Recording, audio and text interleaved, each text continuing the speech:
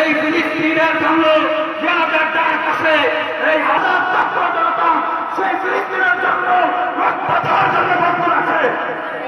সংগ্রামী বলতেছি, আপনারা জানেন ফিলিস্তিনের মুসলমানদের উপর অন্যায়ভাবে নির্মম নির্যাতন চালাচ্ছে ইসরায়েলের গুন্ডা বাহিনীরা।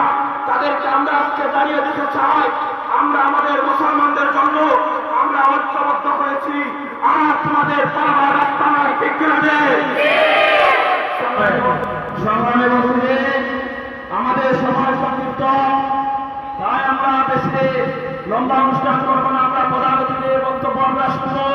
তার আগে আজকে আমরা এখানে বৃহত্তর মুর্শিদাবাসীকে একটি কথা জানিয়ে দিতে চাই যে আমরা বিগত 1 বছর আগে আমরা কেন আহলে হাদিসের বিরোধিতা করেছি, তার প্রমাণ আজকে আহলে হাদিসরা প্রমাণ দিচ্ছে।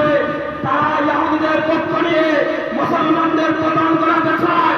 আল্লাহর কসম, এই জমিনে যতদিন সূর্য উঠবে আল্লাহর কোরআনের বাকিরা মুসলমানরা আল্লাহর ওয়াহদানের চাকরের দৌড়ে দিয়ে এই জমিনের মধ্যে থাকবেই ঠিক কিনা? আরেকটি কথা বলতে চাই, আহলে হাদিসের সেই কোরআনদারদেরকে জানিয়ে দিতে চাই, মুসলমানদের পরিচয় নিয়ে মুসলমানদের বিরোধিতা করো, আল্লাহর কসম তোমাদের গর্জন থাকবে মুসলমান থেকে, ঠিক কিনা? সংগ্রামী বক্তব্যে তাই বৃহত্তর মুসলমানদেরকে আমরা জানিয়ে দিতে চাই, আহলে হাদিসেরা বান্ত আকিদার ইহুদিদের দালাল একটা সম্মেলন মুসলমানদের নাম ব্যবহার করে ইসলামের ক্ষতি করতে চায়।